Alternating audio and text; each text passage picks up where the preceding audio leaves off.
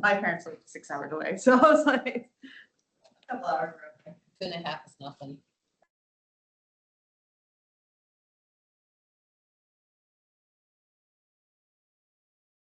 Oh, yeah. Nice addition of the paper Oh, thank you. And Appreciate it. then we had a little surprise the morning we were leaving. and the tornado. I think for another What's couple that? weeks. A baby. Yeah. Thank you. Oh, Appreciate that too. calculated that one wrong.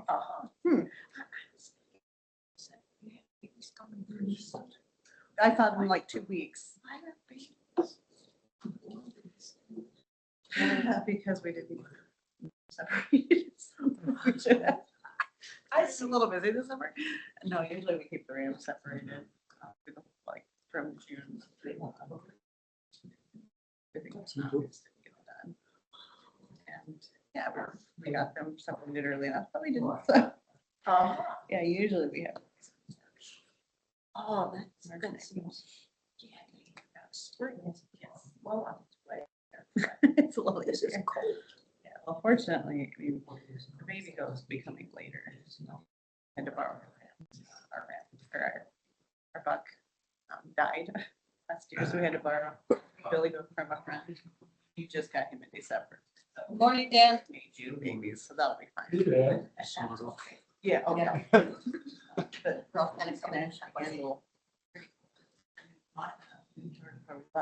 We had a farm sitter coming, but we should just. Mostly beforehand.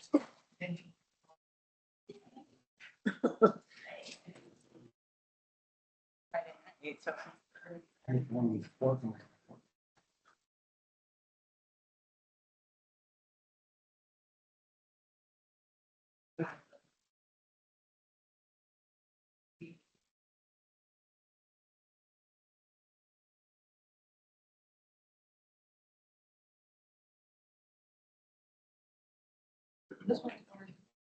New Year. Outside.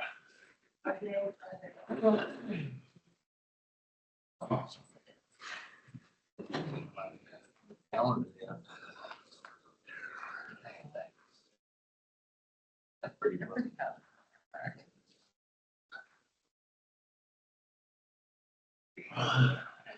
Sorry, I'll get it. We got it. Dropped it on you right there.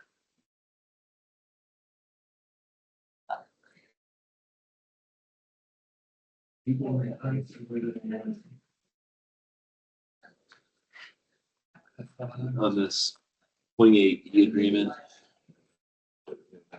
Agenda. I don't know if you. 28E agreement.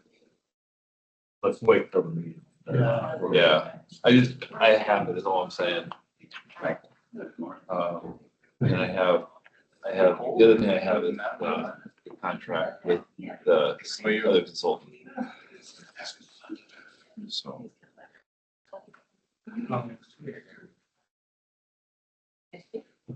No. You can do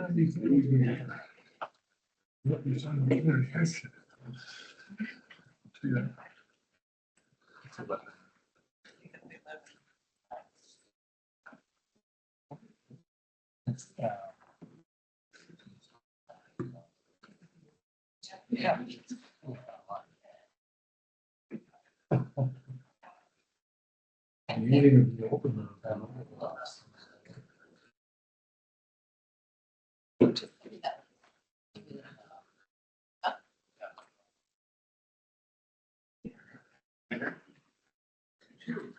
This'll.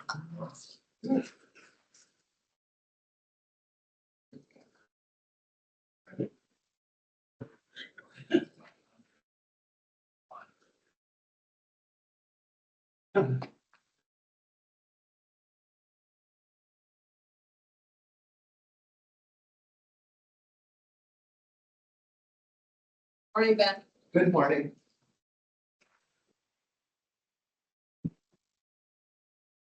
Need a full-time admin, that's what all that. It's What do you- hold on, they should- What do you guys have there? Too much. Not a budget stuff. Okay. Let's go then.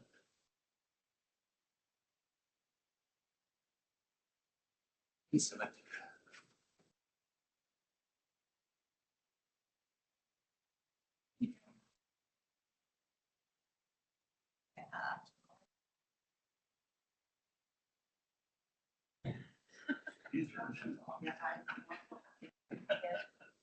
Well, I think it matters which one, but.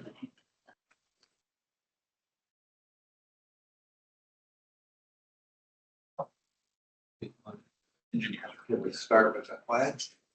Ready for that? First thing I'll second. Okay.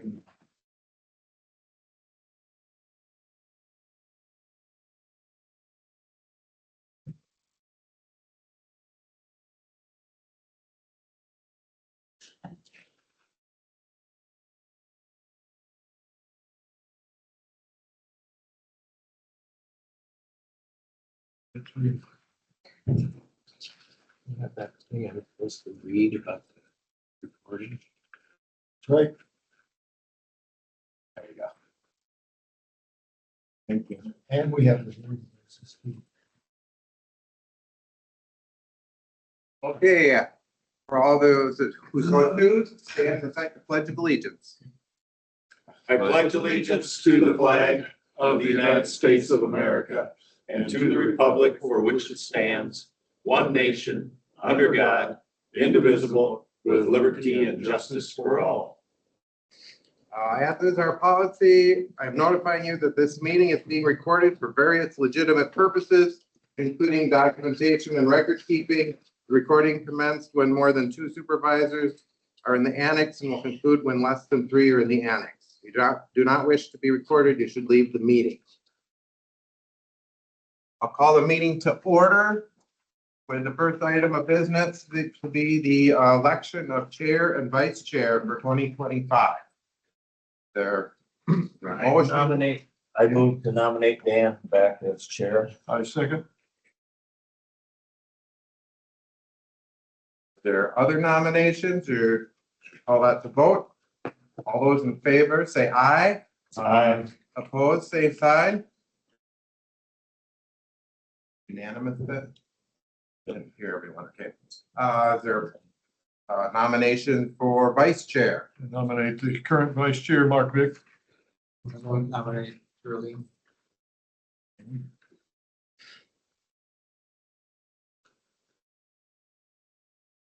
There are other nominations?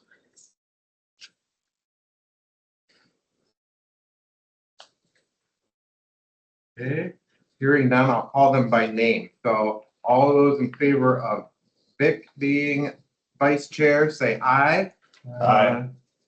All those in favor of Vermace being vice chair, say aye. Aye. Okay, so Dan Langrick is chair, Mark Vick is vice chair for 2025, and I'll relinquish the chair to Dan. All right. First thing on the agenda, second thing on the agenda is Michael Kueny, our county engineer. The rain grant agreement and other roads project updates. So I think we'll start out with the raised grant agreement. So lots happened on that raised grant in the last 3 weeks. So we became finalists, and everyone within the county service bureau decided that they wanted to move forward with the grant. They worked with sub-consultant Kimley Horn to put together the grant package, including 5 counties. And our road was in fact selected, and we have until January 30th is the due date for the grant, but we have until January 29th to get everything in to Kimley Horn and the Service Bureau to get our final application into them for this grant for W14 south of Fort Atkins. They're a match. The match, and I kind of talked about it here, is roughly 72%. That's based off of estimated project dollar numbers, and then also how it works with each county is I'm not sure that every county gets the same. I haven't heard that specifically. I would imagine it's the case. It'll be close. And 72% is the grant portion. It's The the- match would be 28 grand. Correct. That's the number that I'm going off. Actually, it's a rep number I got somewhere, and I'm trying to find it as I'm trying to hustle through this morning, but it's off of memory, so it's pretty close to that.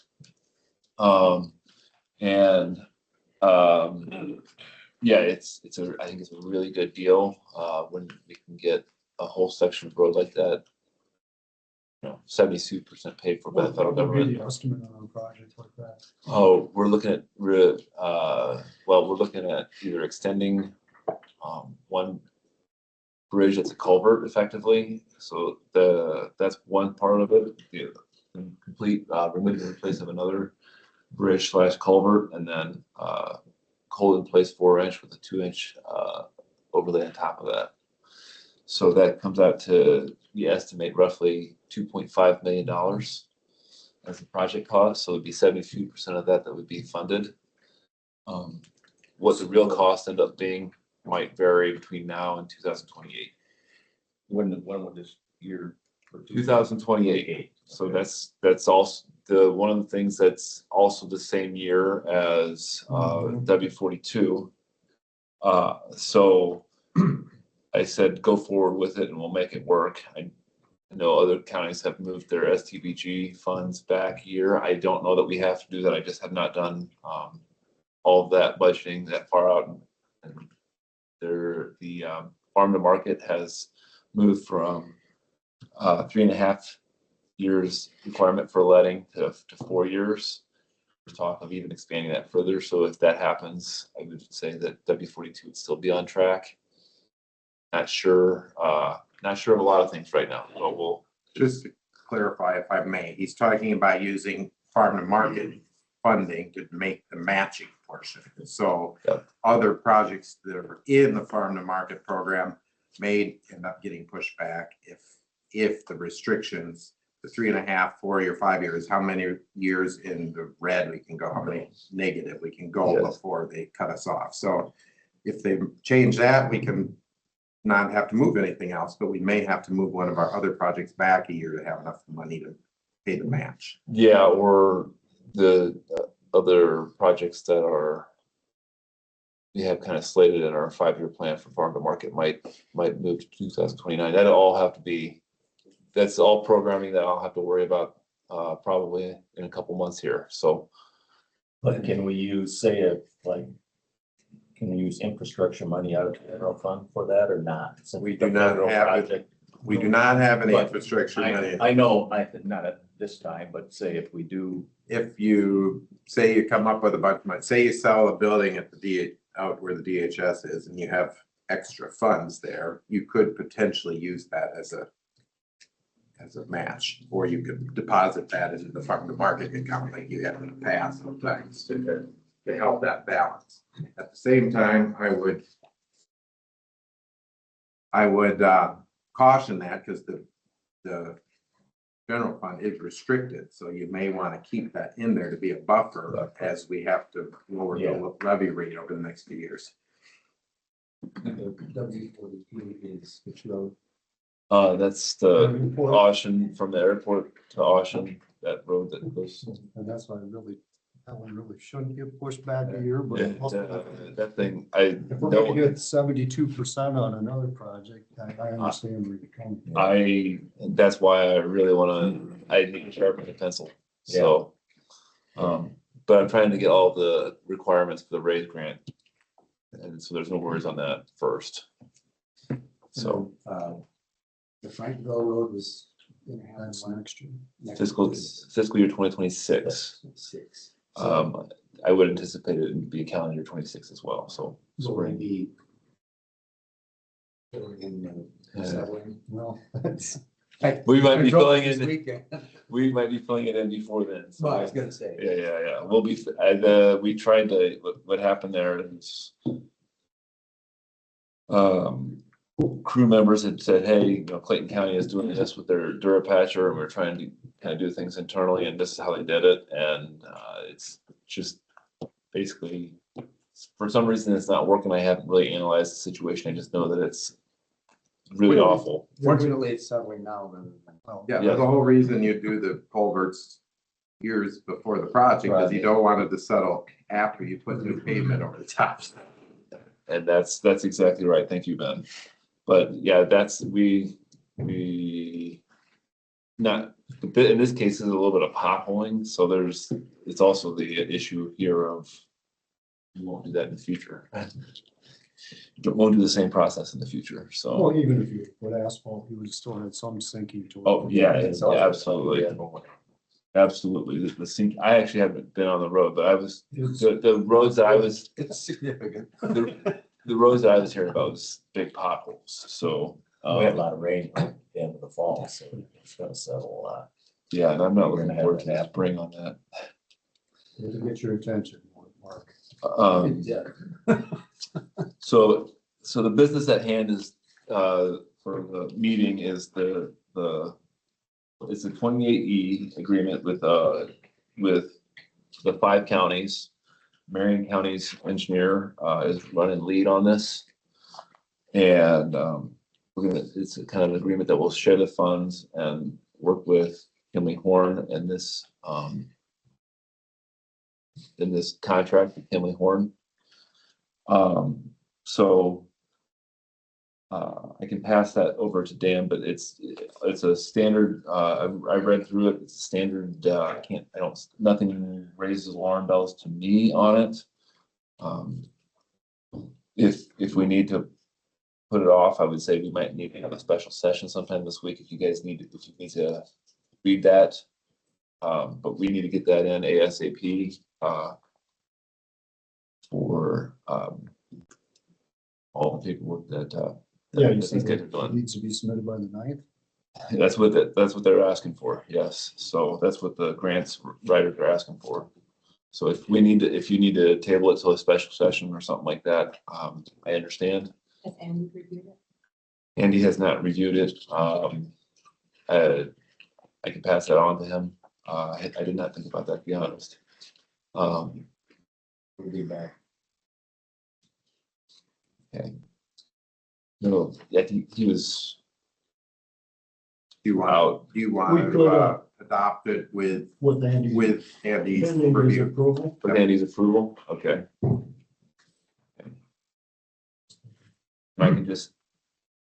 We'll need to get a resolution number and all that stuff then, so with that, I would send that over to Andy, he would say, Give his yes. blessing, and then I would get it. Actually, I'll just probably put a resolution number on it Okay, after the meeting today. In the Perfect. future, is that something we get you to email to us? So we can have it before the meeting. yes, I got that, I think, on Friday, so there was just, it was a little bit, To read it right. I understand, and everyone's understanding on how fast this is turning around, so it was one of those things where I had to go in and put Winneshiek County and find those locations, and then, yeah, I should have sent it to you right away, but we all know that it might take a couple days past today. I'll stop over today sometime. Ultimately, Andy's not, it's review it, I guess. So, Someone like. I'd move to approve the 28E with Andy's okay. I'll second that. We have a motion to a second to pass the resolution for 28 corporate agreement with Andy's approval. We'll start with Mark. Aye. Shirley. Mark. Aye. Steve. Aye. Niall. That's your names.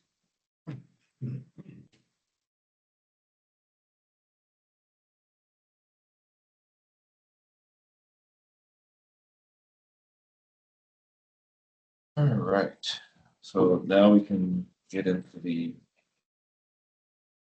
engineer's report.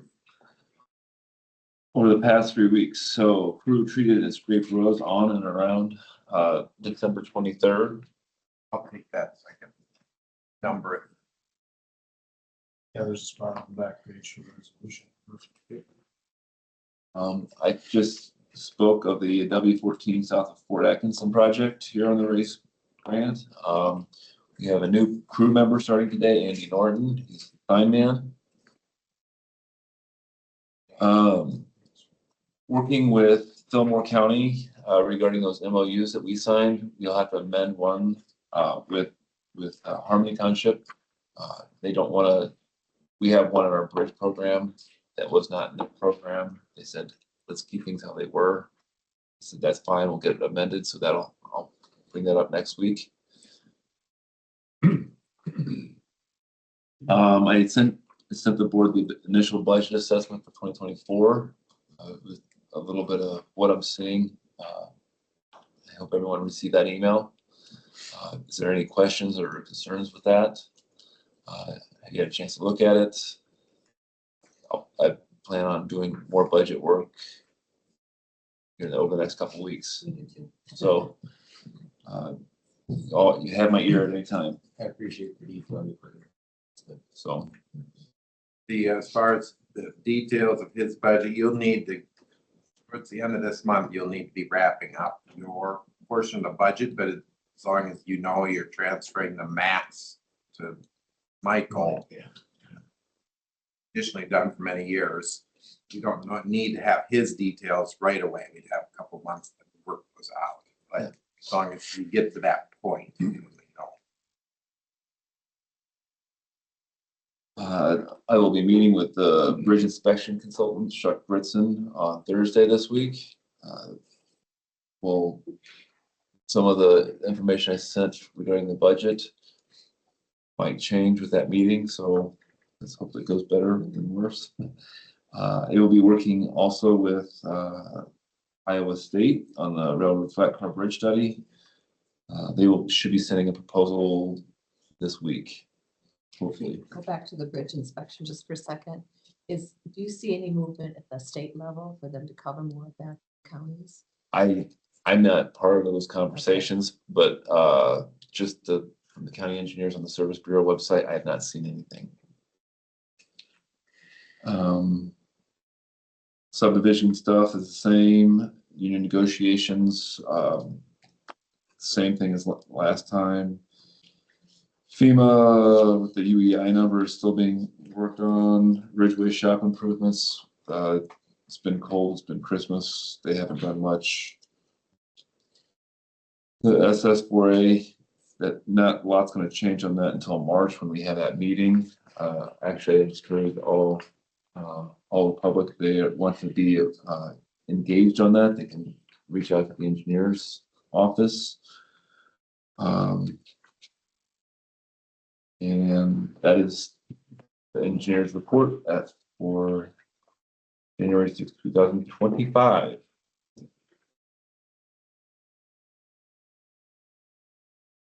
Anyone have anything else from this?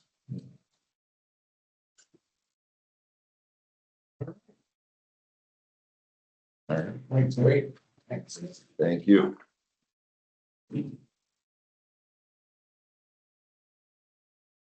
Next on the agenda, we have a few miscellaneous items. We'll see how many we get through by the time we get to 10 o'clock, and we can always go back. The first one is appoint county treasurer and approval of the deputy treasurer.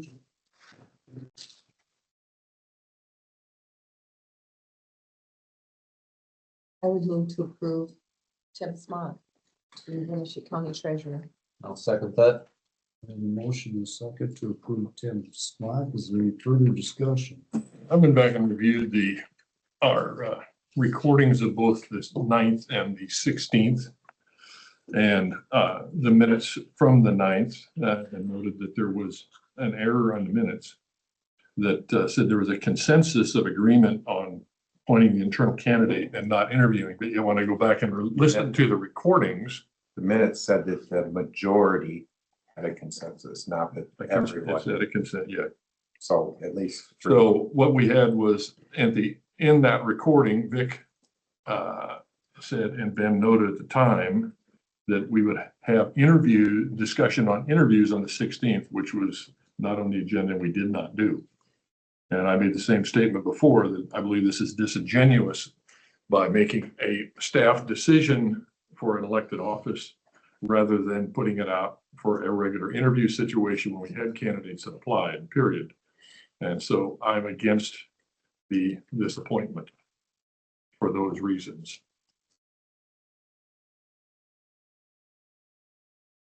Call for the vote. I was just gonna ask, man, do we have to appoint someone today? I mean, is it still possible to go through the interview process?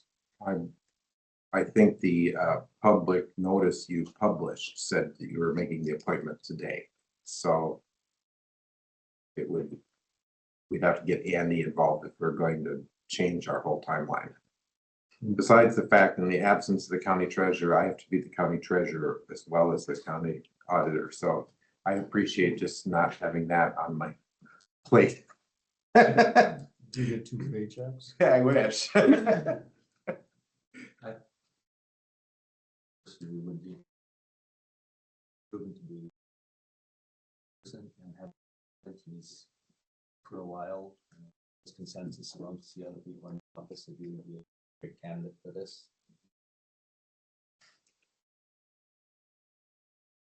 I do, by looking at everything, I think Tim probably is the right person also, Qualification line. but I kind of regret that we did not an interview process on this. Sidestep that. We had 2 applicants that would be disingenuous to interview also because one was so much more highly qualified That's, than the current that's applicant. kind of in your personal opinion, but I did state on I paper, think he is. No, it's a personal opinion, surely. So there's a motion on the table. Yes, there is. It's the one we're done discussing. All right, there's a motion to appoint Tim Smock as the new county treasurer. All, It's a resolution. it is a resolution. Aye. Shirley, Aye. Mark, Aye. Steve, No. and I will vote aye.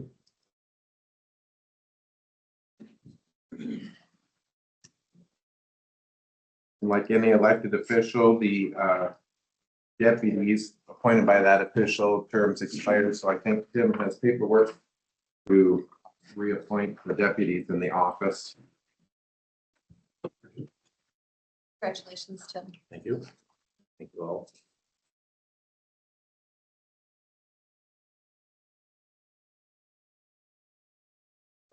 Is this the same people that were deputies before?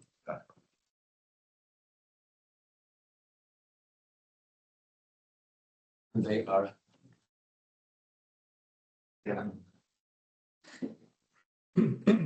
They are Stacy Darling, Amanda Humpel, Nathan Onsager, and Rebecca Steinis.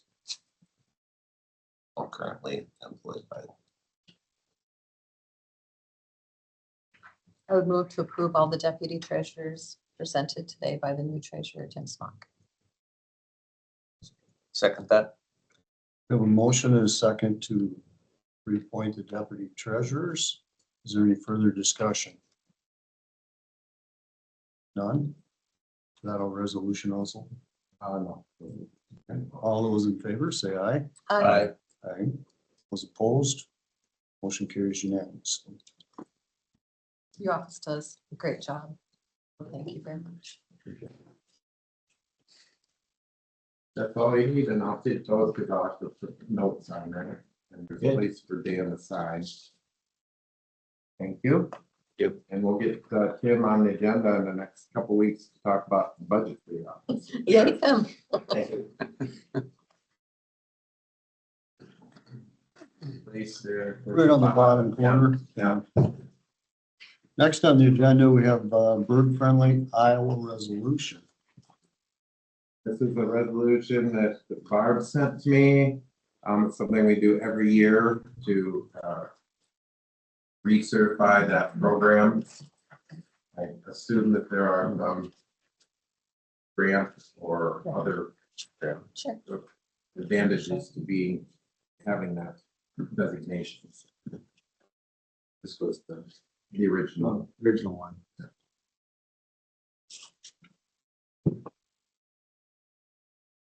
Does anyone like to take action on this resolution? I move to approve the bird-friendly Iowa resolution. I'll second that. We have a motion and a second to approve the bird-friendly Iowa resolution. Any further discussion? All those in favor, say aye. Aye. Oh, resolution. Aye. Shirley, Aye. Mark, Aye. Steve. Aye, also.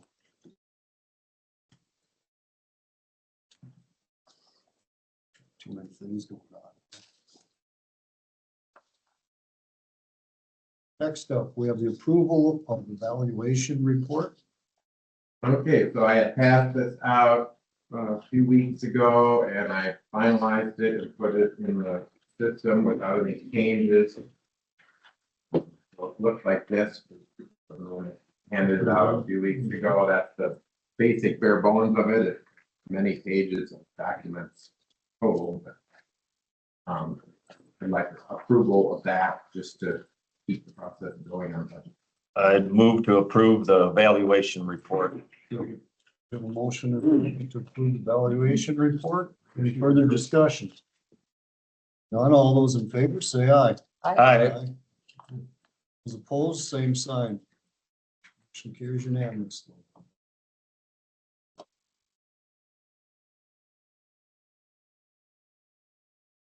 Next up, we have some New Year's business. First of all, the official county newspapers. Application from both the Core Leader and Mid-America Publishing, which is Calmer Courier, to be considered as official county newspapers again. Those are the same ones we have that. Yes. And we only officially need to have one. No, but technically we're supposed to have three for our size of the county, but we only have two that are published here. Do you want to do these individually or The Core Leader and Calmer Courier. motion to approve the two papers? Second. have a motion and a second to keep the two official county newspapers, Decorah and Calmer. Those in favor, say aye. Aye. Aye. Those opposed, same sign. Motion carries unanimously. Holiday schedule. So I have the holiday schedule here. There were none that you need to make a specific ruling on. Our policy says which days are our official county holidays. And unless we have some that end up on weekends and we can't move them, you guys have to decide that. Good Friday, Memorial Day, Independence Day, Labor Day, Veterans Day, Thanksgiving Day, day after Thanksgiving, Christmas Eve Day, Christmas Day, and New Year's Day next year. All of which are the same. It's I motion to approve the holiday schedule as stated. Second. We have a motion and a second to approve the holiday schedule as stated. All those in favor? Discussion. Christmas is on a Thursday this year. Did you include the day after Christmas or we're No. not going to do that? No. Is that something we want to discuss? No, then that's a 5-day deal if there's. That'd be Traditionally, a pretty lot of long. people will take The the day off. vacation, Vacation and that's anyway. kind of a skeleton staff in Right. a situation like that, but yes. Right now, the way it works is they would have to work with their department head to use vacation or something. We're I mean, asking. This is something that, I mean, we have fewer holidays than other governmental entities. Mhm. And different holidays than other governmental entities. And it's a way that if you were looking for employee benefits, that you could give benefits without actually paying out more money, but for now, this is what our policy says. I just thought if it's a skeletal staff anyway, it's that Friday after Christmas. That this year, do that extra day after Christmas. Well, New Year's falls on a Thursday also. Kind of setting precedents. Yeah.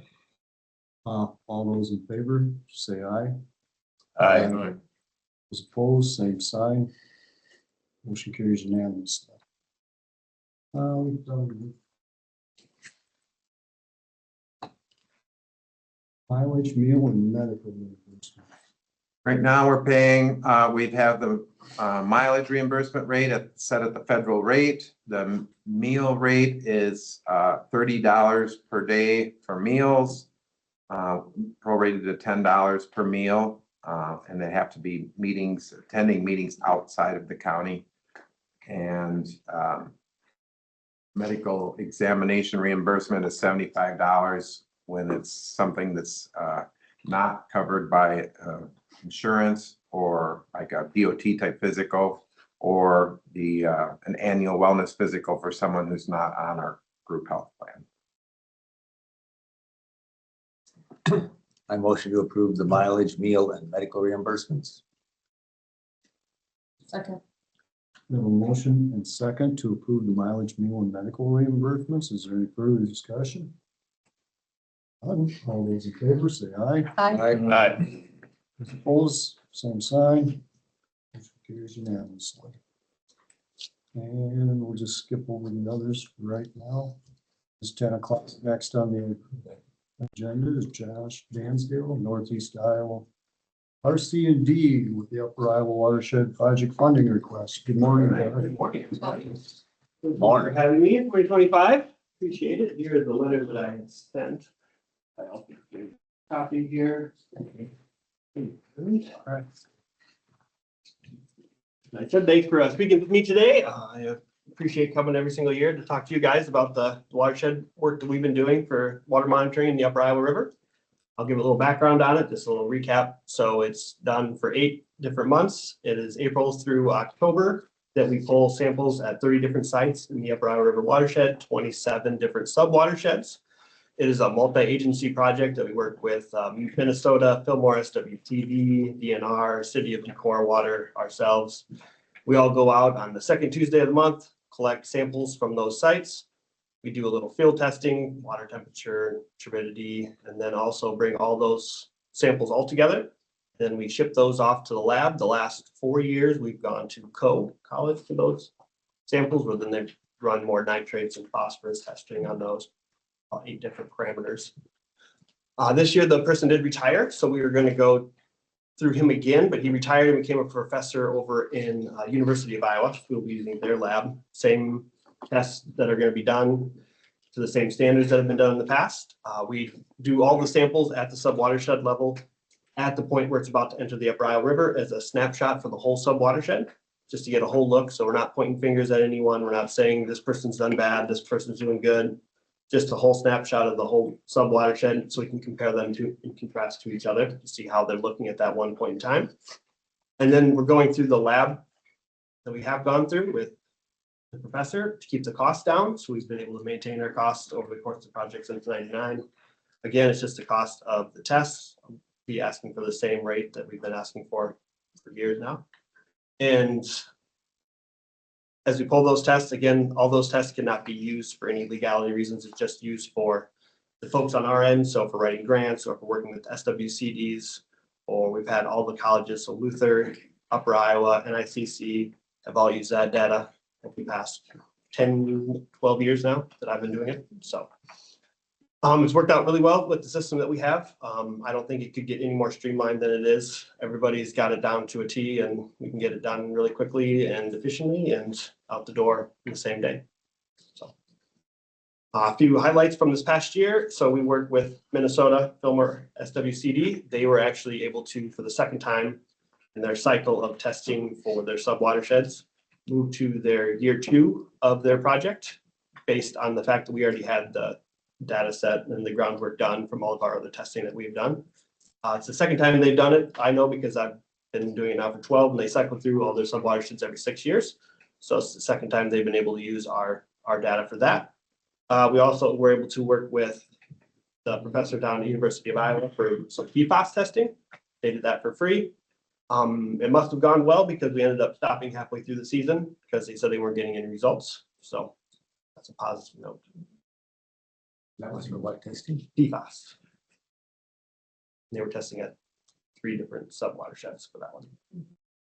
Again, all this data that we collect then is compiled and then put on the upperoiwariver.org website for anyone to use for free. It's available for everyone to utilize and view. In a general sense, what direction do you see from the testing that? Yeah, we've kind of seen it. It depends on year to year, right? And this is just a snapshot. We would love to have, millions of dollars to put in, all the automatic testing to get it done simultaneously every minute of every day. But this one just gives us the one snapshot in time. So you can really see the trends in rainfall. Like this last year, it was very dry. So some of the numbers were a little lower than we expected.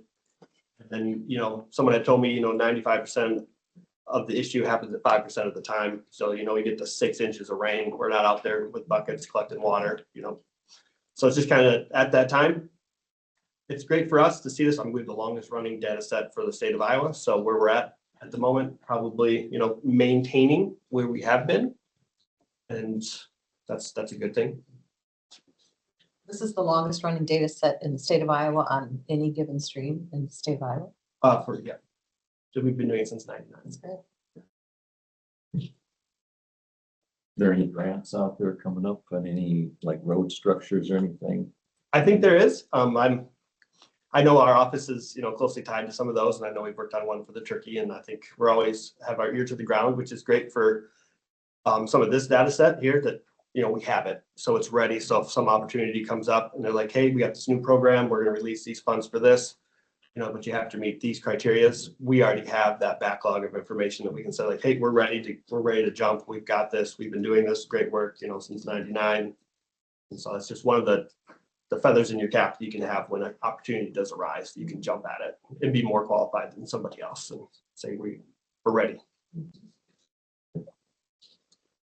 Great work. Anyone have anything else for Josh? And the request is The same 2,000. 2,000. Yep.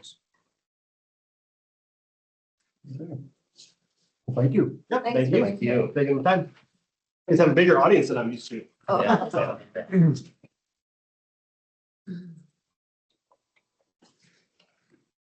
All right, we'll go back to the miscellaneous. Appoint the weed commissioner. Doug's gonna take the job again. As far as I know, he's gonna take the job again, so. I'm going to approve Doug Rowe as the commissioner.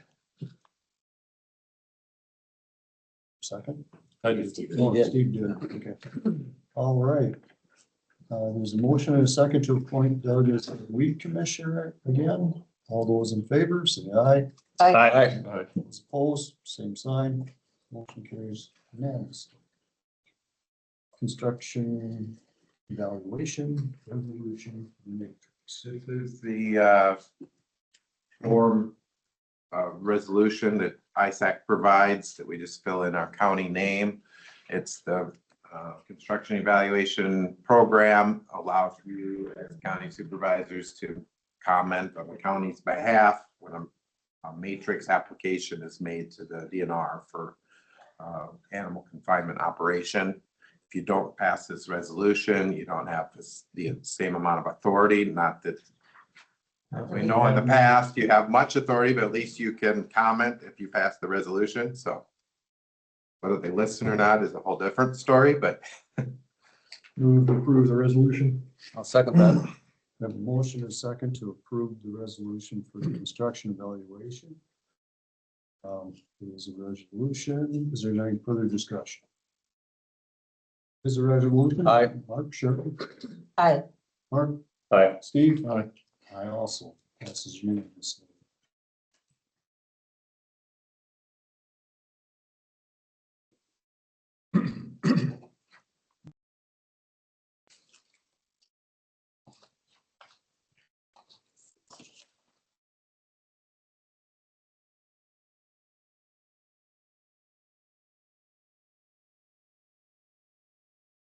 Consent agenda? yep, I've got the minutes from that last meeting months ago, whenever that was. It was quite that. Last year. Yeah, it was like last year. That's right. Seems like a long time ago. So I got the minutes, I've got the auditor's quarterly report, the recorder's monthly report, and the VA monthly report. Motion to approve, consent agenda. Second. A motion and a second to approve the consent agenda. Is there any further discussion? None? All those in favor, say aye. Aye. Those opposed, same sign. Motion carries unanimously. And these three need your signature.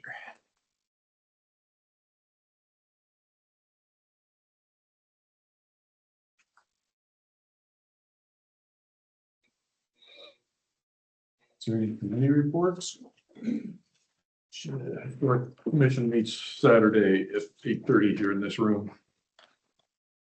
Should have public health and 911 Wednesday.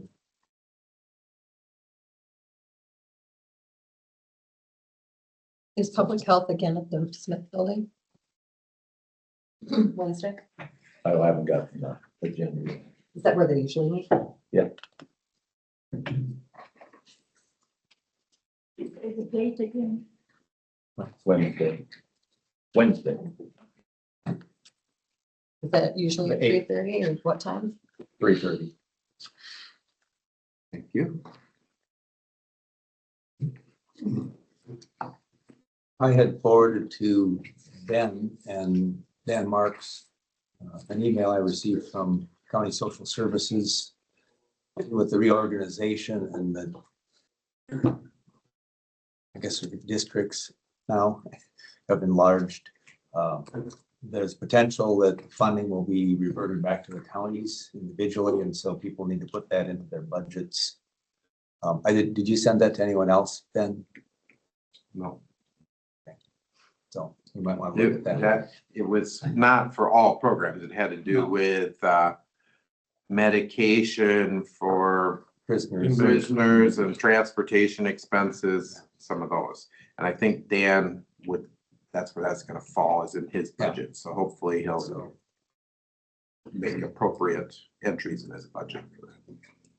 They're anticipating the state will cover those. The counties will, so.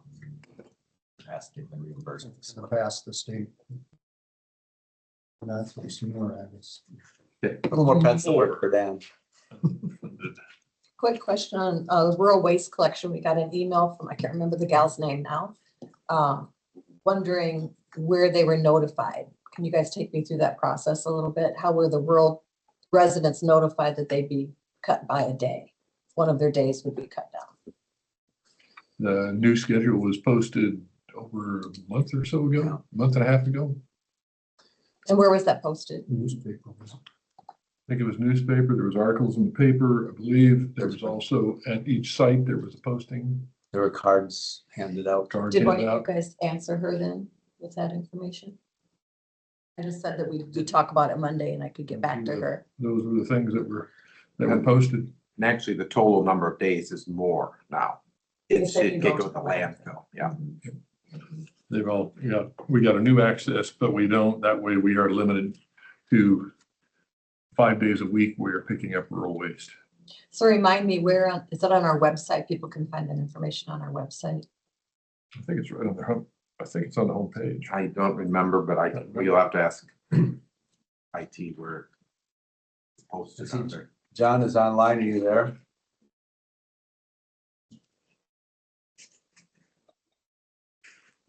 So if the real waste schedule isn't on the website, we'll just make sure we get it on there and I'll email her back.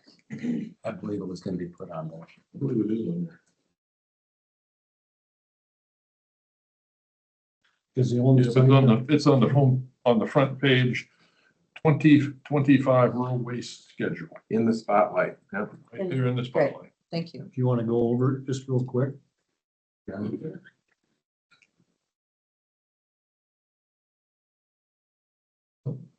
can pull it up here, right?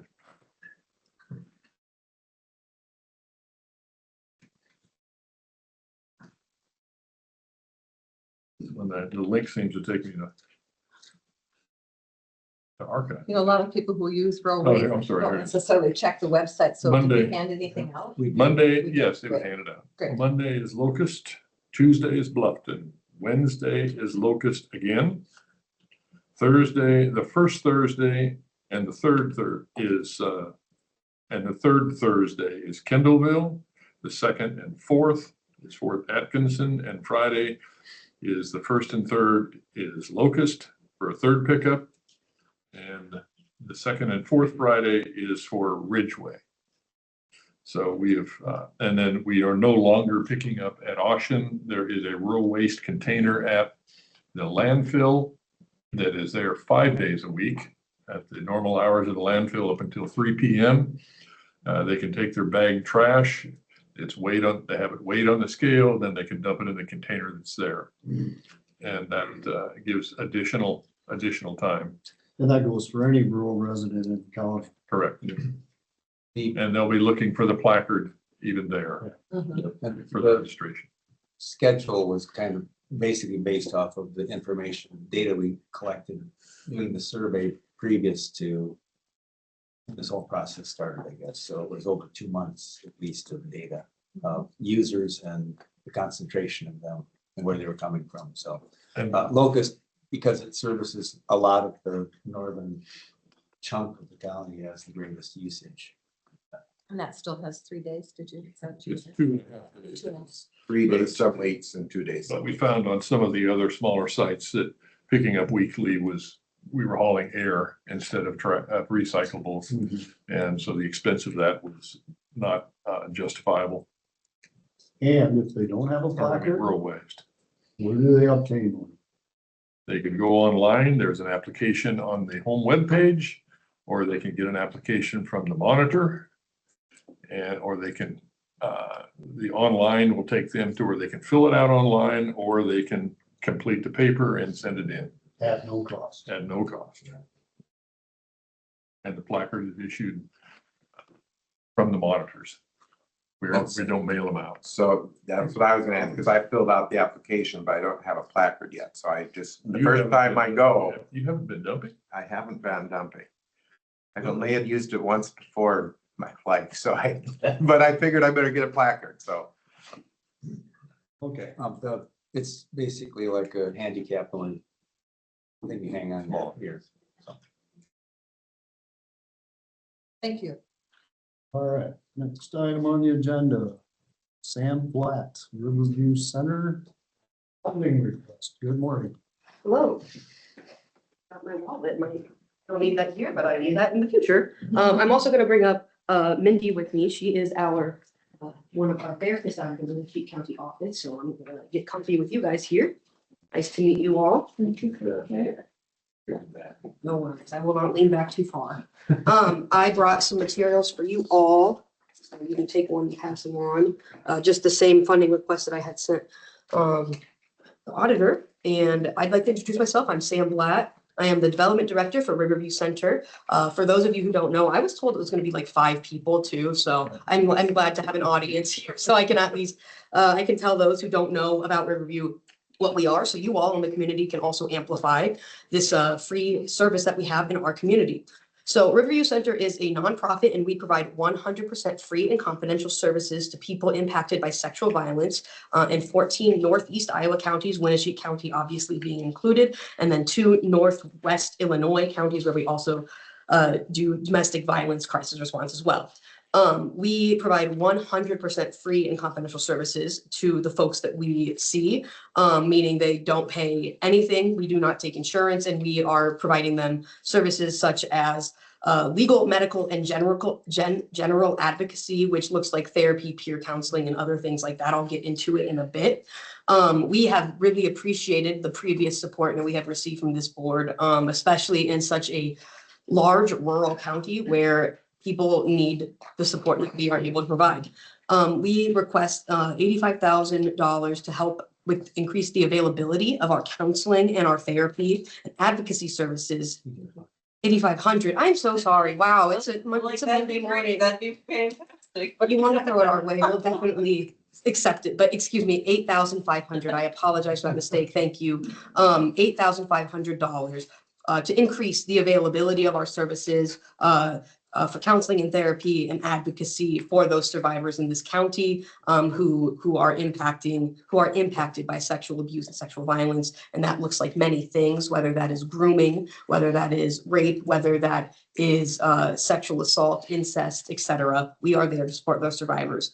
It's estimated that almost 3,500 women in Winneshiek County will experience sexual assault or sexual violence in their lifetime, and almost 1,500 men in Winneshiek County will also experience sexual assault or abuse in their lifetime. And we are there to be able to provide support in those needs, whether that trauma has happened 4 minutes ago, and we were dispatched to the hospital and we answer that support call, or if somebody who is an Iowa Winneshiek County resident who suffered 40 years ago from maybe child sexual abuse or when they were young folks, are now able to come to us at whatever age they are, whatever state they're in, and start their healing journey. We oftentimes see a lot of people need that kind of service to be able to start their healing journey, and they don't know where to go, and we are there for them. We are that place to turn. So we, like I said, provide free of charge, no insurance, 24/7 hour crisis hotline, legal and medical advocacy, general advocacy, long and short-term counseling. In the past year alone, we've served 41 individuals with almost 900 service hours to those individuals.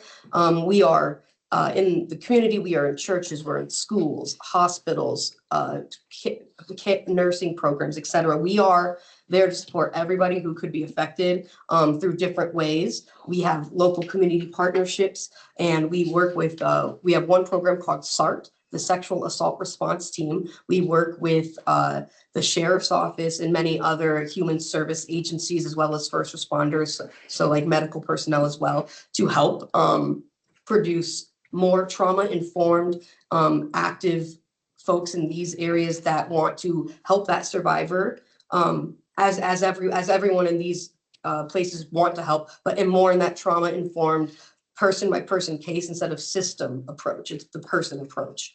And so that's a little bit of what we do. I'm going to let Mindy get into the meat and potatoes of what she does as one of our phenomenal therapists that helps transform the lives of the people that we work with. And then we'll be able to answer questions and talk about anything else in our program that you'd like to know about. You're very kind. Thank you. So yeah, I'm Mindy Myers. I'm the therapist for the 6 counties up here in the northeastern corner for Riverview Center. I've been in victim services for, geez, I don't know, about 28 years. It feels like forever. So I've gotten to see a lot of the changes throughout the years, and a lot of that comes from support like this. So Sam gave you all the nuts and bolts. I don't want to take up any extra time, but I'd like to give a little bit of the heart, right? Like what actually happens when we do these things. And so, like she said, whether or not we're called immediately when the assault happens, or we're called about something that happened years later, the response isn't different. It might require a little bit more validation, a little bit more, I believe you. These are things that they're not hearing from some of the other systems they work with, from sometimes family. A lot of the people we serve do not come in the day that the event happened. They come in a few days later after they've talked to their mother and their sister and whoever they would need that would support them in doing that. And then from that point, it's determined what else they want. Some people just want that, right? And we don't push ourselves onto people. Some people want help through the legal process, the court process, the healing process in therapy. Other people just want that little bit of time. And I have the luxury of being in the on-call rotation, so I also get to act as an advocate when I'm at hospitals. We work with survivors that have been arrested. They're incarcerated here in local jail or outside. This particular county is unique because it has 2 colleges that we serve, and we wouldn't have been able to do that either without these kinds of things. But there's also things that our grants don't cover, right? They don't cover, for one, in Iowa, therapy. That is not a covered service by any of our advocacy grants. So all of the therapy money that comes forward to help those clients and the materials needed to work with, because I work with kids age 4, I say my client load is 4 to 94, right? And kids don't do a lot of this one-on-one, like let's just chat together. You need to be doing things. So all of that comes from outside sources like what you would provide here in your supportive Riverview Center. The other thing is you're unique because not everybody lives right here in Decorah, right? And some people can't get to where they need to be because of, economic difficulties, work schedule difficulties, whatever it might be. And so if parents can't get off work to get kids to us, we meet them at school. Or we can give gas cards, or we can meet the family at a library or a church, like Sam said. So very resourceful in that. It requires a little more travel from us, which is also for the therapist and non-supported service, but means so much to people who just simply would not have been able to come. And then there's trust developed, there's autonomy, there's all of the things they lost in an instant. Like just an instant of betrayal causes that kind of a problem.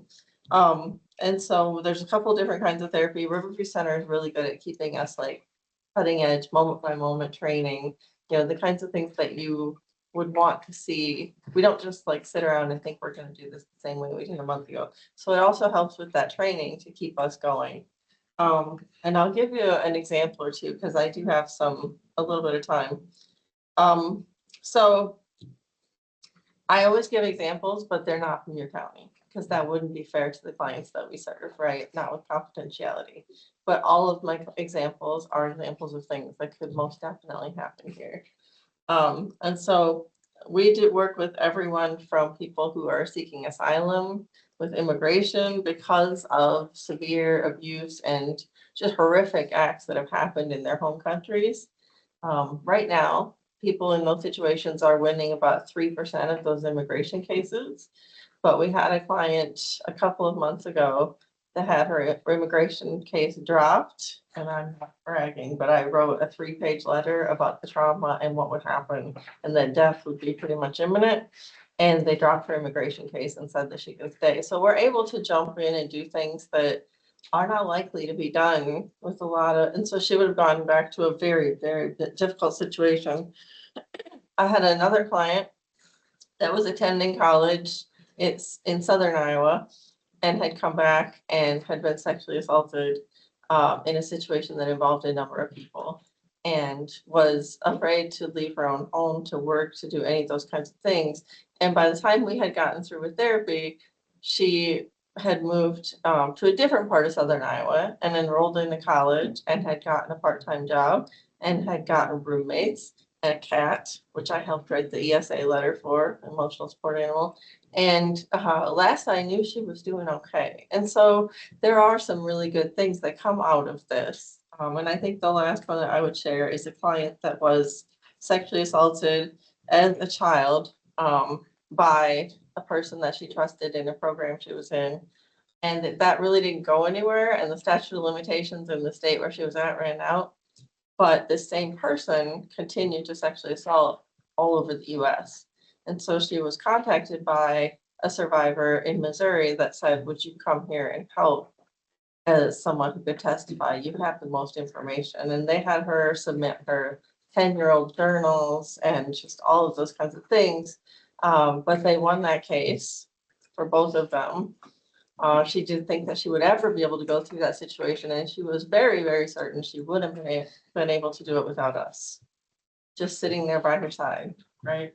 So Sam gives you like, this is what we're gonna do with it, and then I give you like, this is why it matters. And, you know, I get goosebumps when I listen to Mindy talk about the work we do. I get goosebumps going into work almost every day, hearing about the work that we do, and knowing, you know, we're one of a kind program in the Northeast Iowa, and we are so happy to have partners, you know, local organizations, government support, et cetera, to help us do this work. I always say this, I think we are always looking for more volunteers for those large amount of people in the audience today. We're always looking for volunteers to help us do this work too, because when you're a volunteer with Riverview Center, or you're a staff member who does direct service like Mindy, I'm sorry for touching your foot. They are doing the work that is suicide prevention. I mean, mental health is a huge, brain health, mental health is one of the biggest topics going on right now. We know that in Iowa, we've declined a lot, but when we are able to provide this support, we are doing suicide prevention, you know. And I also go to say, one of our old program directors said to me when I first joined, Riverview Center staff and volunteers who do direct service work are the communities and county's secret keepers. It's a huge responsibility. Sometimes the folks who come to us have never told anyone else. And that means the only other person that knew was the person who assaulted them. So I always take a second to just really think about that and know that the work that we do goes so much farther beyond than what we could ever tell you in this room. And it prevents substance abuse. It prevents, you know, you're able to provide education, trauma-informed education, so people can help make better decisions for their more informed decisions in their lives as they go through the future, et cetera. So I just thank you for your time today to listen to our request. I'd like to answer any questions you might have at this time before. Yeah. How many, you get referrals from educators? Is that, Yes, absolutely. would you say that's a major percentage of that, or? I think it's probably equal to the other areas. We get pretty equal referral from DHS, from schools, self-referral, hospital, like I think it's pretty much across the board. But yeah, our guidance counselors in this area are phenomenal. Would you like to tell everybody where you guys are located at? Yes, of course. We are on, thank you. We are in 1014 South Mill Street by the Miracle Ear, Miracle Ear, and the drive-through bank. I believe it's Viking Bank and Trust, just around the bend on that street It's there. actually Decorman. The Tor Bank, I apologize. That's okay. I live here. Sam does not. I do not live I just here. live across town. And you take donations too. Yes, we do. And that can be found on our website, Riverview Center/donate. Riverview Center. Center/donate. Riverview Center, riverviewcenter.org/donate. Yes, is where we're finishing up our annual appeal, which is how you can help change survivors' futures. So please join us if you'd like to help that as well. And this information is online. Yes, all of this information. Well, this information, this specific request was sent to the auditor and then now given to y'all, but most of this information can be like our program information and other statistics can be found in our annual report on our website. Yes. Because it does break it down here by Winneshiek County. Yes. That's specific here, but we can certainly, whoever asks for this information, we're transparent about it. Yes. Our annual report just has like our total numbers, not broken down by the 16 counties that we serve. Yes. Thank you. Thank you. Thank you for your Thank you previous for work and thank you for listening to us today. We appreciate your time. Thank you both for working. I'm gonna move off of this chair back.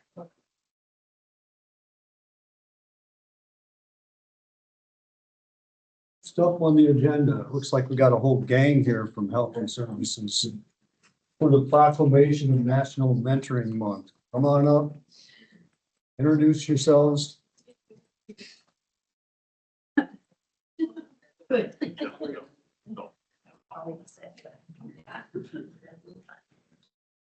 Make me look taller. Yeah.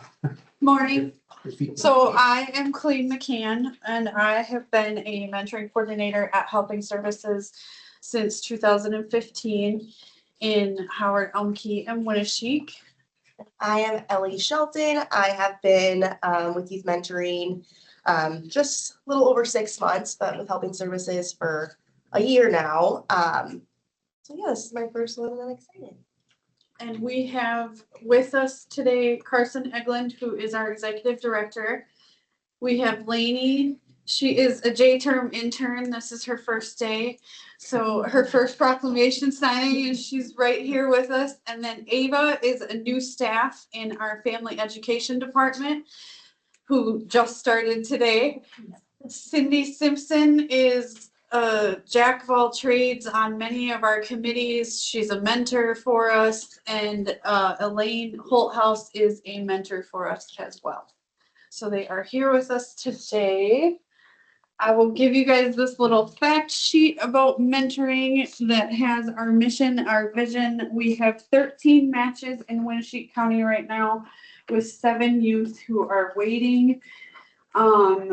We have a little story there on the side. It says, "Hi, I'm Evan. I'm 8 years old. He likes taking things apart, enjoying nature, drawing, and swimming, and he wants to be a doctor when he grows up." In 2024, we served a total of 80 youth. 97% of our youth said that they had positive relationships with others. 97% were able to say no to alcohol, tobacco, and other drugs. 130 people served as volunteers in mentoring, and 171 adult participants throughout the counties attended substance abuse prevention trainings that we offered in the mentoring program. Mentoring creates lifelong friendships in the community. We have been in Winneshiek. We celebrated 27 years in December. So that was exciting. I will let Ellie read the proclamation. Yeah, so like Kueny shared, January is National Mentoring Month. We have lots of great matches right now. People who are applying to be mentors. I feel like that's been on the upswing recently. But as always, we're always looking for mentors to get those kids off the waiting list. But I am going to read the proclamation signing now. So mentors are a highly valued source of friendship to youth in our county, and studies show that mentoring is a highly effective strategy for preventing several key problems that young people face. Now, therefore, we, the Winneshiek County Board of Supervisors, do hereby proclaim that January 2025 is National Mentoring Month in Winneshiek County. As public officials, we call upon all citizens in our county to join us in raising awareness of mentoring in its various forms, helping to recruit individuals to mentor youth and support the rapid growth of mentoring in Winneshiek County. We will have you guys sign. Pass this along to sign. Just so you know, in the last year, we have expanded and we're doing school-based and community-based mentoring now in Winneshiek. School-based can happen at Carrie Lee and John Klein. And we're hoping to get some of the schools like St. Ben's and the Montessori School on board. They told me to check with them next year. They had just moved to a new building, so they were a little busy this year. But we're working on expanding there and then just always growing our community base. And we also were able to expand into 2 new counties because of federal funding that we got. We are now in Clayton County and Southern Fayette as well. So that's been exciting and keeping us busy. But that's all we've got for you, the signatures, and then we'll take a picture like we usually do, and we'll have everybody. Someone like to take action on this? I move to approve the term month. I will second that. A motion and a second for the proclamation of National Mentoring Month. All those in favor, say aye. Aye. That's unanimous.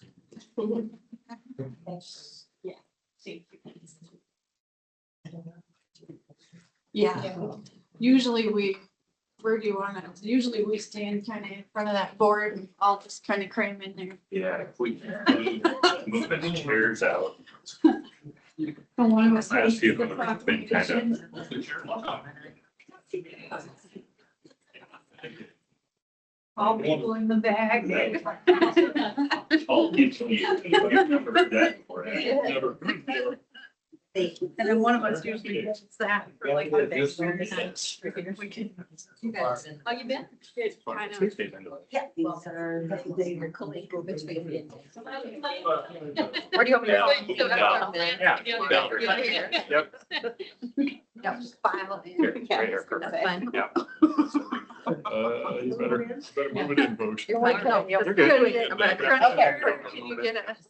Yep, right there is perfect.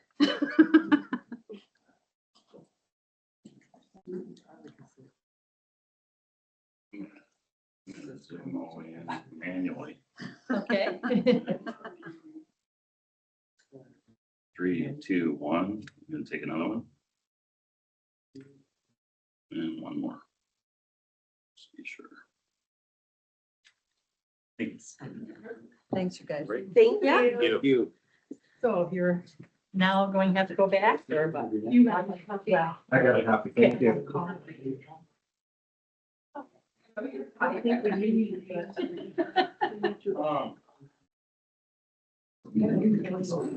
What? Notice. Well, we'll keep this moving, right? Take one.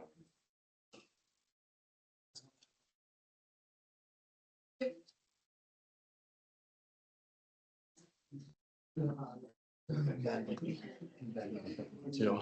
Thank you. Yep.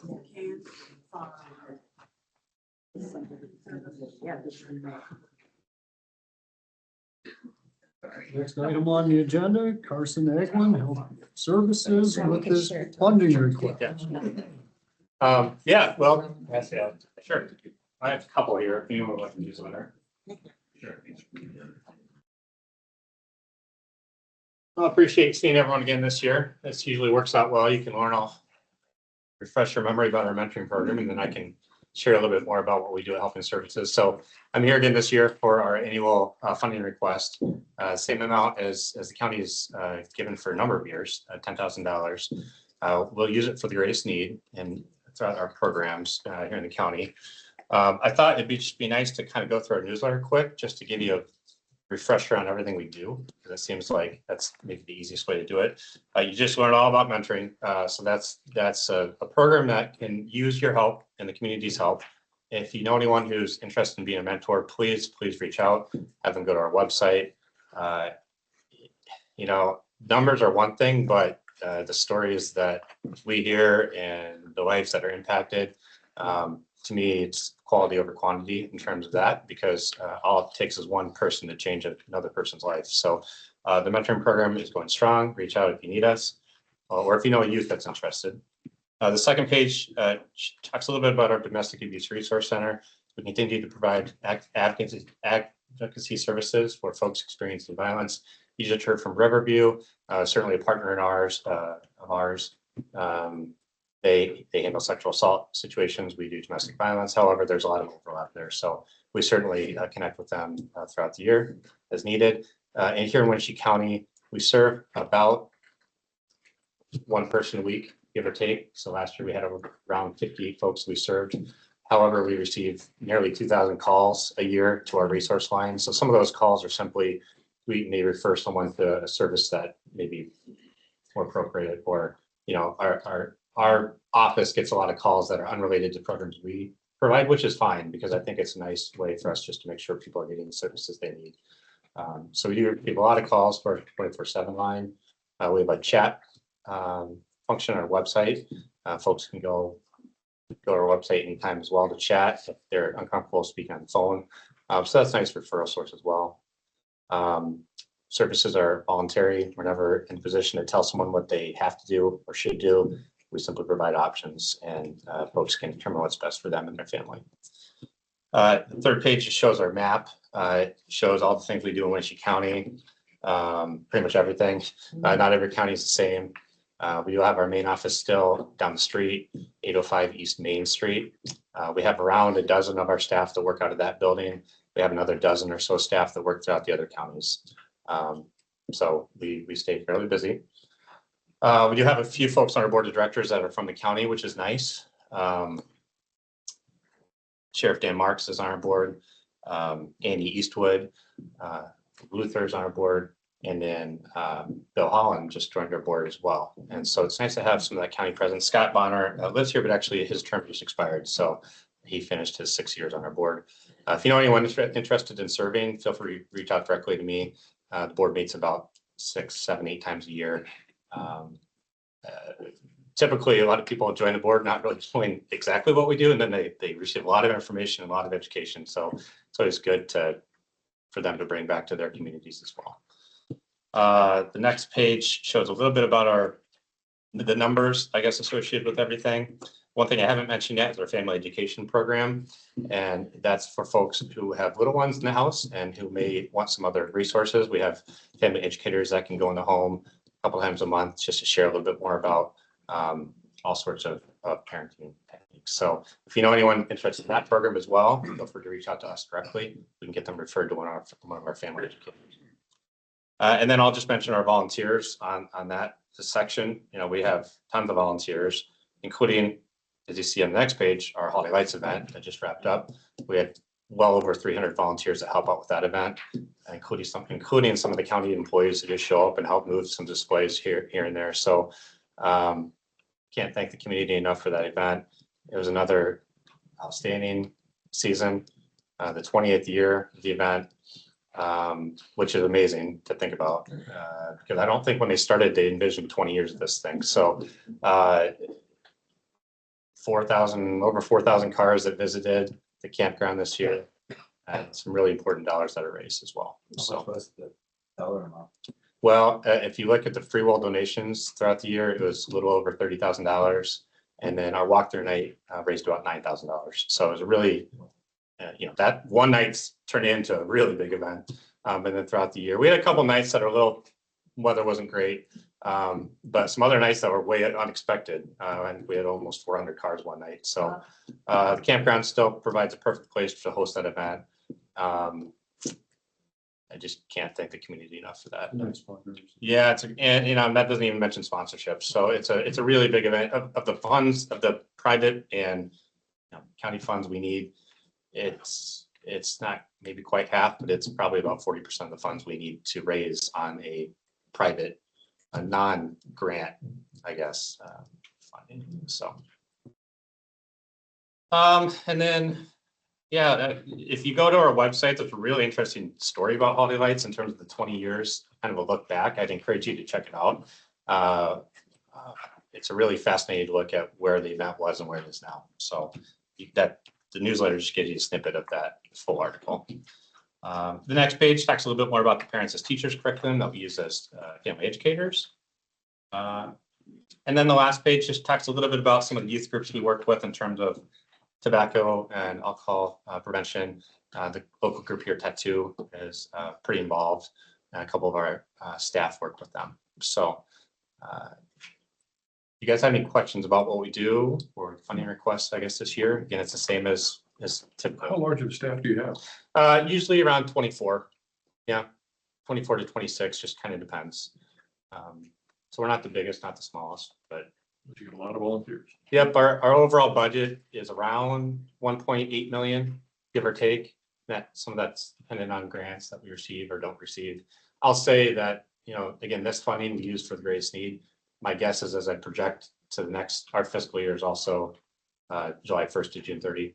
I would presume we'll probably use it for our domestic abuse services a little bit heavier than some years, just because we have a couple federal grants that are ending. So we want to make sure that if someone needs a safe place to go, we can provide them with maybe a month's worth of rent, utilities to get them to a safer place, gas cards, grocery cards, things like that. So my guess is that's where we'll probably use it here. Do you have staff in all the counties listed here? Yeah, yep, we do. Yep. And for the most part, we have some counties like provide us with office space in the courthouse for advocates. Sometimes we have a standalone office in Guttenberg, for example, but other times people are just on the road traveling. So It's a big area. yeah, yep. So donations would be better cash donations or supply donations? What would be most helpful? I think monetary donations are always probably the best, but however, we do have a food and supplies pantry that we actually stored a lot of that in our postal office. So St. Paul Lutheran Church continues to provide us with donated space at the church. And so we have a little area there. That's a nice collaboration as well because we can serve some other populations in Postville as well, just through partnerships. So thank you for the consideration again, Sarah. I know you have a lot going on, so Thanks for your appreciate it. Yep. Thank To all of you guys. Yeah, Your full staff. yeah, thanks. Thanks for letting our crew trash your meetings. Anytime. Yeah, good. I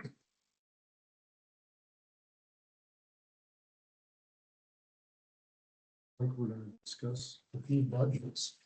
I've got a few budget things. This one, the first one I'll go through is the DHS. There should have been copies of these in the box.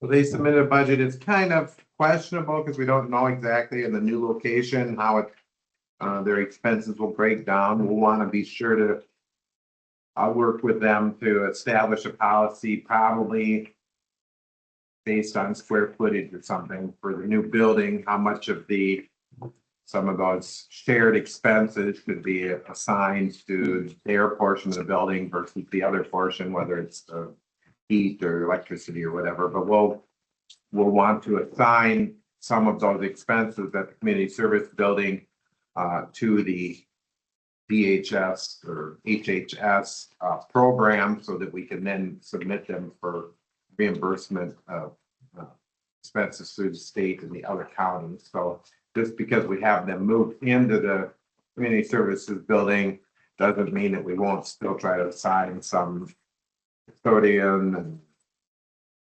electricity and gas and so on to their portion so that we can get those reimbursements, get those expenses assigned appropriately. So they're not really knowing exactly how this will break down. They submitted this budget, kind of guessing, and we'll probably know next year by this time, have a much better feel on how those are going to break down. But they did lower the budget some, just knowing that it's going to be more efficient to be in that shared space than their own space. I know that John Lukey is also working on, like they have a separate contract for their copy machines, for example, and, you know, maybe we can look into whether that postage machine, those kind of things, if we can get those contracts put in with ours and save some money on just buy a bigger contract, joining a bigger contract. We'll try to work out where we can have efficiencies in the program.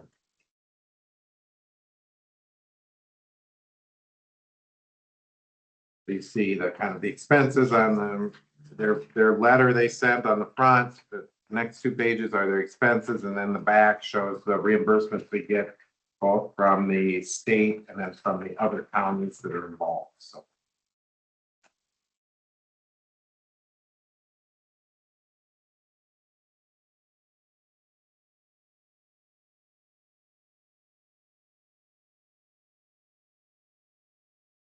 Previously, about 30 some thousand. And what our cost was. So yeah, we were like, if you look at the 24 year, which would be a complete year, it shows that we spent 35,000 and we got 18 back from, not almost 19 back from the state and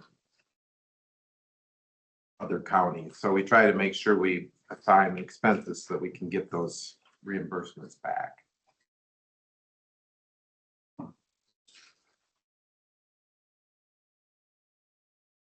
And even in for the next year's budget, they've budgeted 55,600, but they seldom spend all of the money budgeted. It's, you know, some things like the building, we put 15,000 in there a year for building maintenance, and we don't have big furnace or boiler problems or, you know, big things like that. It's not nearly that expensive. Telephone service that probably. That'll go down some too. We should be able to get them on our shared telephone lines, so we'll be able to save some money. We haven't quite figured out all of the details of how that will work yet. So, yeah, I'm surprised they didn't lower that one to try to.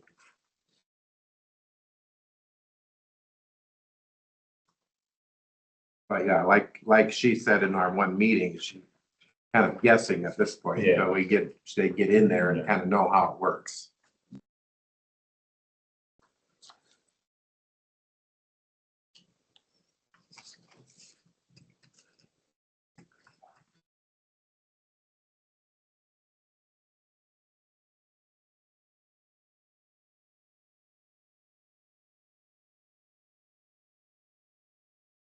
That custodial supplies, I mean, we provide the custodian of the building down here now. Yeah, we'll have to allocate some of that back. Yeah, Probably on a Yeah. percentage basis, I would think. Yeah. Percentage from what they use and. You know, every whatever it is. Rolls of toilet paper, cleaning things, will want to take however many square feet they have and say that if they make up a quarter of the building, we'll charge a quarter of those expenses to them so that we then can get reimbursement. So we'll continue, Gas, electricity. we'll continue to contract that cleaning service out, or will we? Right now, we have been, yeah. That'll actually save quite a bit because I think you will have our current person at the community service building cleaning for them. Whereas right now, they're paying a separate contracted service. That, mowing, snow plowing and all that. Yeah, So it's- that'll all be significant savings right there. You got 20. Or 16,000 now, and then that telephone, if they could easily cut that down by Quite a bit. $8,000 probably, so there'd been an easy 25,000 if they save it. Probably would have to adjust Chuck's janitorial service, because if he's doing their inside office cleaning besides, that's gonna be Yeah. additional load for Right now, him. it And he doesn't doesn't have have to be anything that now, way. so Yeah, well, probably. we They'll probably need visit to- that one. need to You can negotiate that with them. Yeah. Just that one.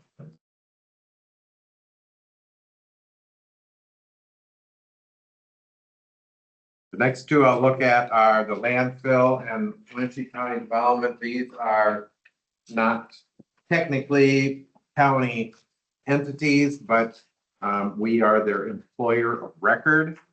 So all of their payroll expenses go through the county. So these are both pass-throughs, so they'll have equal expenses and revenue.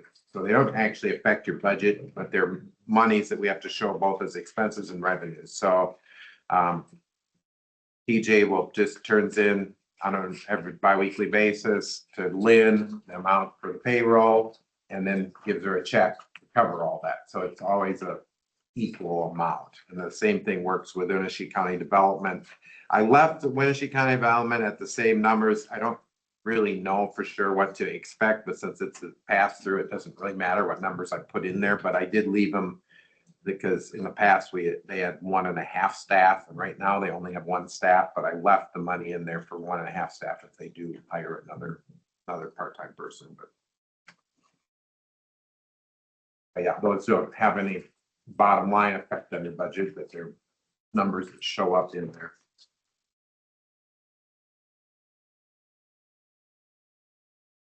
The only other one I have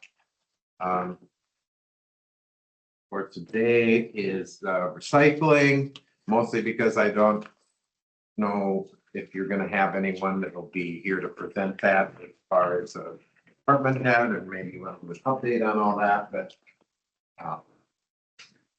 we did get the information from them. I don't know for sure if it was Evan and Scott, and whether TJ was helping too, but I know that they worked together to put together a budget. It was evidence that. And included in that on the back page is the rural waste budget as well. I will note on the rural waste budget, they do have 175,000 on there for another truck. So that's one of those kind of bigger one-time expenses, but if you do have some extra funds, like from the sale of the current DHS building, that you could use that to cover something like that. But if you don't have that money, I don't know where you would. I mean, that's more than what our tax, that one expense would take more than what our increase in property taxes could provide. So Yeah. unless you can find another resource to pay for that, I don't know where you would pay for that, but hopefully that's something you can be looking at. Might be contract hauling. Yeah.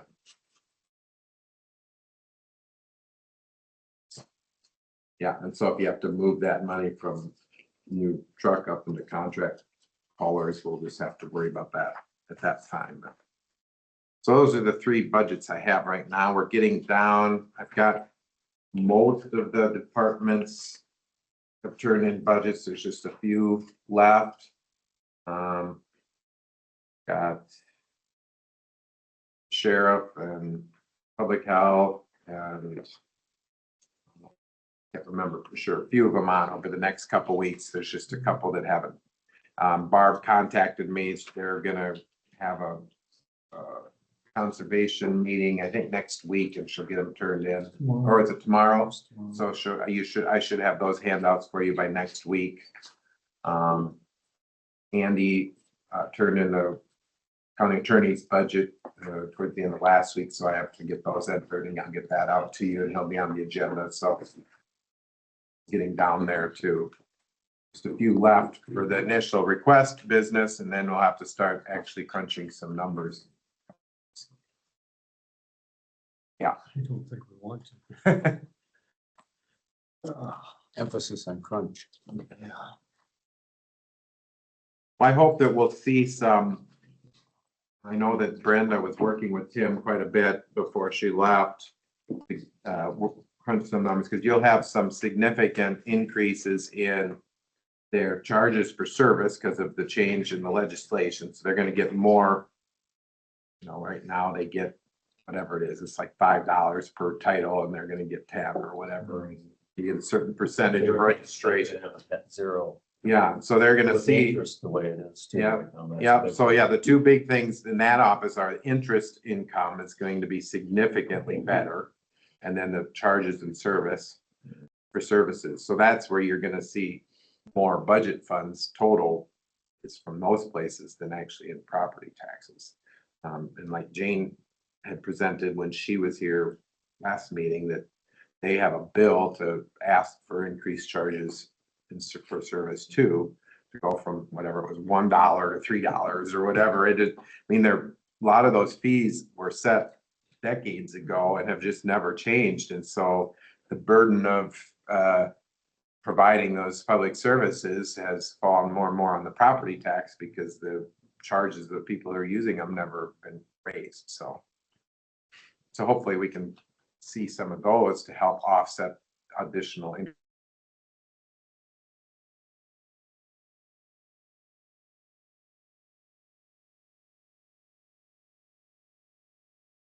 Another big one is right in the current year budget, you had 250,000 for a payment for the community services building. So if you are able to sell the old DHS building and pay that off, that money, to take that 250,000 was in the current budget and reallocate it into funding departments. So that would be a big benefit too, and that's an ongoing. And that 250,000 is basically ongoing money that you can use for other things because you aren't designated and get to pay off that building. So that would be that 250 is an ongoing money, whereas any additional money over that from the sale of the building is just a one-time help for something. We had talked about maybe setting a date for that, and we'll list the building and choosing a realtor or taking bids on that. That's something we want to. I think you had even visited with Andy a little about it last time he was here about the procedures, and I think He was gonna check into it or something. do some checking. I think the real question is, how do you want to do it?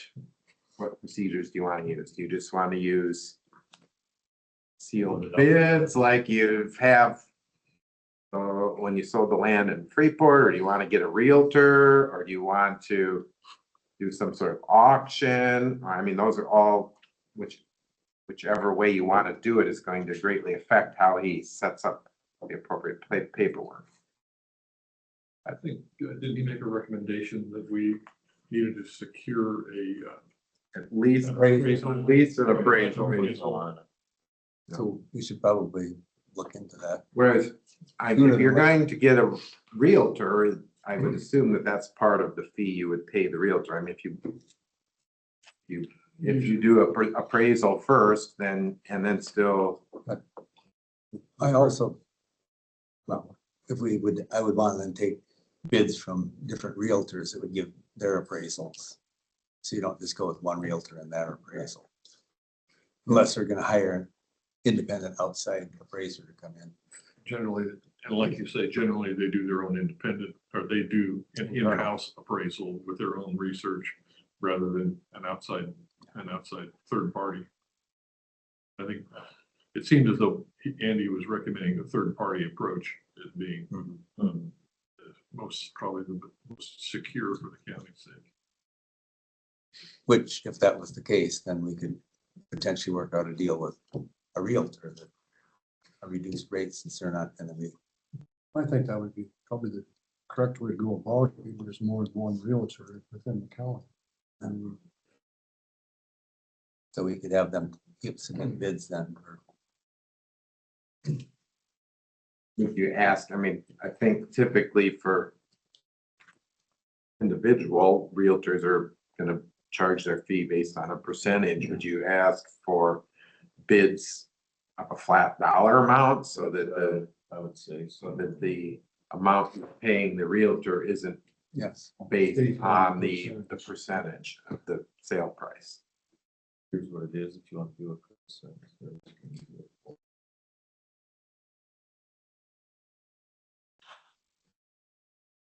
Are we choosing and agreeing to send out requests for bids from realtors? I think we have, I think at this point, you just have ideas of what you think, and I can update Andy or ask Andy what the status is, but. If we probably took any action, it would be to engage a appraiser at this point to give us an understanding first. Maybe we can put that on the agenda for next week. I'll list something and hopefully Andy will be here and be able to give us an update too.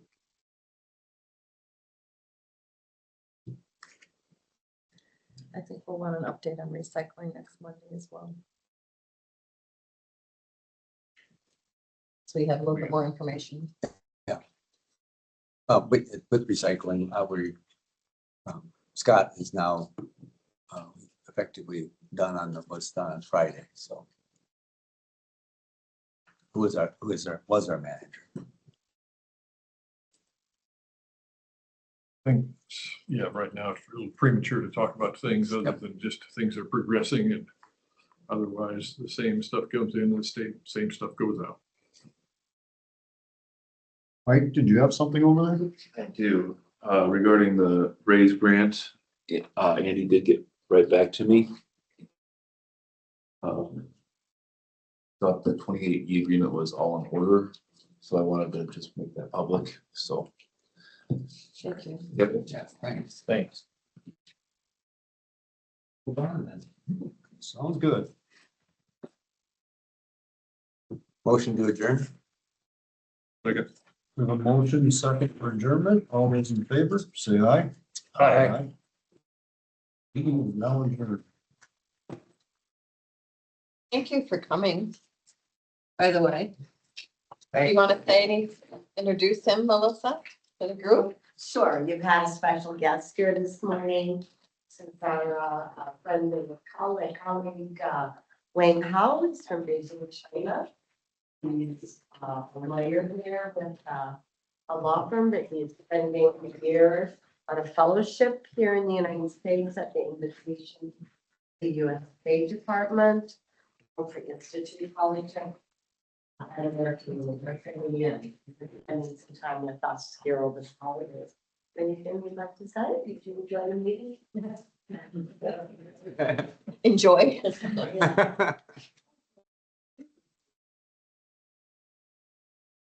The Frequency of the meetings, every Monday morning. Almost. Yep, The agendas. Yeah. Right now, we're doing budget, a lot of budget things. So there were a lot of requests for funding and discussion of budgets, but that's a once a year or a couple months. And so by March, it'll be completely different things on the agenda. Good to have you here. Paul, would you like to have a picture with the members of the board? I think that would be a great honor for them. Okay. We'd love it. You don't have to if you don't want to. And yeah, you need to get in there too. This isn't part of the meeting. Right. Just go on to the house. We'll take a picture. And then we were at your office this morning and Over here. this is just great. You want us right here? Yeah, this You is want the chairs? perfect. This is just fine. I'll get in the middle there. Okay. Here, I'll go on the other side, so you're more in the middle. Okay. There. All right, wonderful. Here we are. Thank you very much. Yeah. Tony, pass up to the courtroom. Okay, We'll talk to about elections in your office, recorder's office, treasurer's office. So we have very different. Very different from. I'm sure, very different. I want to use it. What? Thank you.